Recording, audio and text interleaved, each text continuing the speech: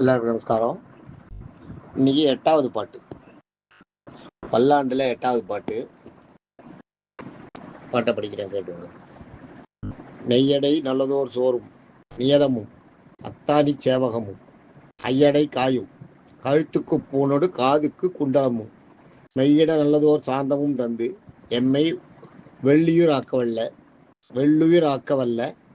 பையுடை நாக பகை கொடியானுக்கு பல்லாண்டு கூறுவனே. இது பாட்டு. இதை கோவிலில் படிக்கும்போது எப்படி படிப்பாங்கன்னா, நெய்யடை நல்லதோர் சோறும் நியதமும் மத்த அனிச்சேவகமும் கையடை காயும் கழுத்துக்கு பூனோடு காதுக்கு குண்டலமும் மெய்யட நல்லதோர் சாந்தமும் தந்து எம்மை வெள்ளியூர் ஆக்கவல்ல பையுடை நாக பகைக்கொடி யாருக்கு பல்லாண்டு கூறுவனே அப்படின்னு சொல்லுவாங்க. அது பாடுறது அப்படி பாடுவாங்க. இல்லை உங்களுக்கு ஒன்றும் ஏதோ கொஞ்சம் புரிஞ்சிருக்கும், அவ்வளோதான். அது இதை வார்த்தைக்கு வார்த்தை நம்ம அர்த்தத்தை பார்க்கும்போது தான் அதோட சரியான அர்த்தம் போகுது. நெய்யடை சோறுன்னா சாப்பாடை கொடுத்து அதுக்கு ஈடாக நெய்யை போட்டால் எப்படி இருக்கும்? நெய் ஒரு புடி நெய்னா ஒரு புடி அளவுக்கு சாதம், ஒரு புடி சாதம்னா ஒரு புடி அளவுக்கு நெய். அந்த மாதிரி நெய்யடை சோறும், அதுதான் நெய்யடை சோறுன்றது. அதுதான் நெய்யடை சோறும். நியதம்ன்றது டெய்லி செய்கிற சர்வீஸ். நியதமும் டெய்லி உங்களுக்கு சேவை செய்யறதுக்கு ஆள். நீங்கள் பகவானுக்கு தொண்டு போடுறது வேலை, உங்களுக்கு சேவை செய்யறதுக்கு ஆள். வீட்டில் ஒய்ஃபு அது மாதிரி யாராவது கொடுத்துருக்காங்க இல்லையா, வேலைக்கு நாள் கொடுத்துருக்காங்க இல்லையா, உங்களுக்கு சமைச்சு போடுறதுக்கு. அது மாதிரி அதை சொல்கிறாங்க. உங்க கூட இருக்கிறவங்களுக்கு தினசரி சேவை செய்யறதுக்கு நியதமும் அத்தானி சேவகமும். அத்தானின்றது அந்த ஊழியம் பண்ணுறது. அத்தானி சேவகம்னா அந்த காலை பிடிச்சி விட்டு அதெல்லாம் பண்ணுறாங்க பார்த்தீங்களா, படுக்கையில் படுக்க வச்சு. அதுதான் அத்தானி சேவகம்ன்றது. அதுதான் அத்தானி சேவகம். அதுவும் பணிதான். அது அத்தானி சேவகம். அதை படுக்க வச்சு உங்களை காலை அமைக்க விட்டு அதெல்லாம் பண்ணுறாங்களே, அது அத்தானி சேவகம். கையடை காயும். அடைக்காய்னா பாக்கு. அடைக்காய்ன்றது பாக்கு. கையடைக்காய்னா பாக்கு வெத்தலை. அடைக்காய்னா பாக்கு. கையடைக்காயும் அதான் வெத்தலை பாக்கு, அப்படி அர்த்தம். கையடை காயும். கழுத்துக்கு பூனோடு. கழுத்துக்கு பூன்றது என்னன்னா, கழுத்துக்கு பூன்னா காலில் பூன் போடுறமே, அது மாதிரி இல்லை. நெட்டு அந்த பூ இதுக்கு போடுறமே. ஒரு கைப்பிடி எடுத்தோம்னா கைப்பிடிக்கு பூன் போடுவோம் பார்த்துருக்கீங்களா? பூன் விரியாமல் இருக்கிறதுக்கு பிடிக்கிற மாதிரி இருக்கும். கரெக்டாக அந்த நெக்கில் போட்டிருக்கோம். அதே தான் இது. நெக்கில் போடுறது தான் நெக்லஸ் போடுறோம் இல்லையா, அதுதான் பூன். இது கழுத்துக்கு பூன்றது அதுதான். கழுத்துக்கு போட்டுக்கிறதுக்கு நெக்லஸும். காதுக்கு குண்டலமும். அந்த காலத்தில் குண்டலம் தான் கீழே தொங்க விடுவாங்க. நீங்கள் கூட இப்போ கூட திருநெல்வேலிக்காரங்களை பார்த்தீங்கன்னா அப்படியே இவ்வளோ பெரிய காது, ஓட்ட காதாக இருக்கும், அதில் இவ்வளோ பெருசு தொங்கும். அதான் குண்டலான்றது காதில் தொங்குறது. அது இப்போ இல்லவே இல்லை. ஆனால் அதை தோடுன்னு எடுத்துக்கலாம் நம்ம. இப்போ இருக்கிறது காதுக்கு தோடு அப்படின்னு எடுத்துக்கலாம். கழுத்துக்கு பூனோடு காதுக்கு குண்டலமும். அப்புறம் என்ன மெய்யிட நல்லதோர் சாந்தும்.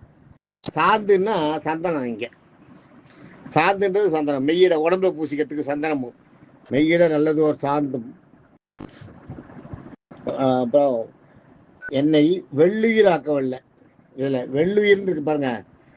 மாய உலக சிந்தனையை போக்கி என்னை நல்ல உயிராக ஆக்கிறதுக்கு தான். வெள்ளுன்றது வெளுக்கிறதுன்ற சொல்லுவோம் இல்லையா, வெளுக்கிறது. அதுதான் நம்ம நம்ம உடம்பு மனசில் இருக்க அழுக்க போக்கி நம்மளை சுத்தம் பண்ணுறது. அதுதான் வெள்ளுயிர் ஆக்கவல்ல. வெள்ளுதான் வெளுக்கிறது. வெள்ளுயிர் ஆக்கவல்லன்னா மாய உலகின் சிந்தனைகளை போக்கி நல்ல உயிராக மாற்றக்கூடிய அப்படின்னு வச்சுக்கணும். வெள்ளுயிர் ஆக்கவல்ல பையுடை நாக. பைனா பாம்புக்கு பேர் பை. படம் எடுத்திருக்க பாம்பு படம் எடுக்கிறது, அந்த படத்துக்கு பேர் பைன்னு பேர்.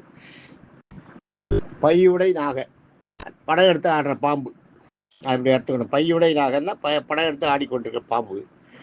பையுடை நாக பகை கொடியானுக்கு. இந்த இடத்துல நாகத்துக்கு பகை யாரு? கருடன் தான் இல்லையா? அதனால பெருமாளுக்கு கருட கொடி உண்டு. அதாவது பகை கொடியான்னா, நான் பையுடை நாக பகை கொடியான்னா நாகத்துக்கு பகையை கொடுக்கக்கூடிய கருட கொடியை உடைய அப்படின்னு எடுத்துக்கணும்.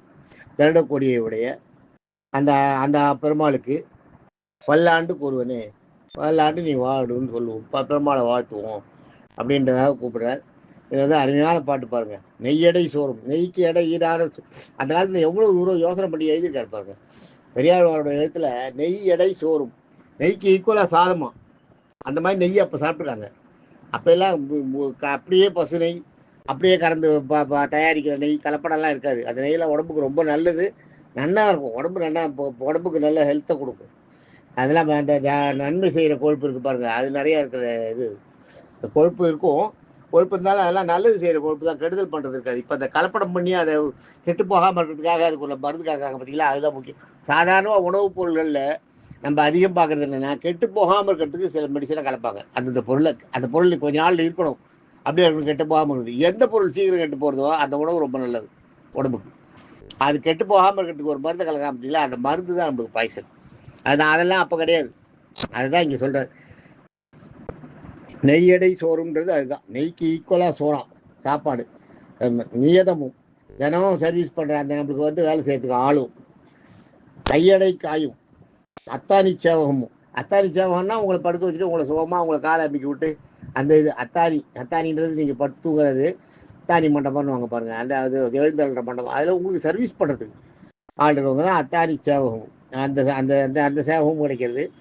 கையடை காயும், கையடை காயுன்றது எடைக்காயின்றது, அடைக்காயின்றது வந்து இது பாக்கு. கையடைக்காயின்னா பாக்கும் வெத்தலையும் அதை சேர்ந்த கைன்றது வந்து பாக்குக்கு கூட என்ன இன்னொரு கை வாங்குவாங்களே அப்படின்னு என்ன அர்த்தம், இன்னொரு அதுக்கு துணையாக இருக்கக்கூடியது அது. கைன்றது வந்து இந்த இடத்துல துணைன்னு எடுத்துக்கணும். எடுத்துனோம்னா பாக்குக்கு துணை வெத்தலை தானே, அதான் கையடை காயும்னா வெத்தலை பாக்கும். கழுத்துக்கு பூனோடு, எவ்வளோ அழகாக சொல்லியிருக்கா பாருக்கும். கழுத்துக்கு மாலைன்னு சொல்லலை, கழுத்துக்கு மாலையோடும் சொல்லலை, பூன்னா நெக்லஸ், கழுத்தை ஒட்டி போட்டுக்கிற ஆபரணம் அந்த காலத்துல இருந்திருக்குது. அதான் கழுத்துக்கு பூனோடு. காதுக்கு குண்டலமும், காதில் வந்து குண்டலம், அந்த காலத்தில் குண்டலம் மாட்டிகிட்டு இருக்காங்க, அதை சொல்கிறவர். இந்த காலத்தில் தோடு போட்டுக்கிறோம் இல்லையா, அந்த தோடு தான் காதுக்கு குண்டலமும்.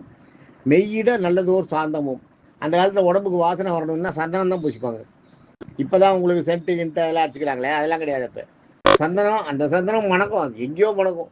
ஒரு பல்லாங்க அந்தண்டையே அந்த ஸ்மெல் வரும். அந்த மாதிரி ஒரு நல்ல ஜாதி சந்தனம்வாங்களே அந்த சந்தனம்.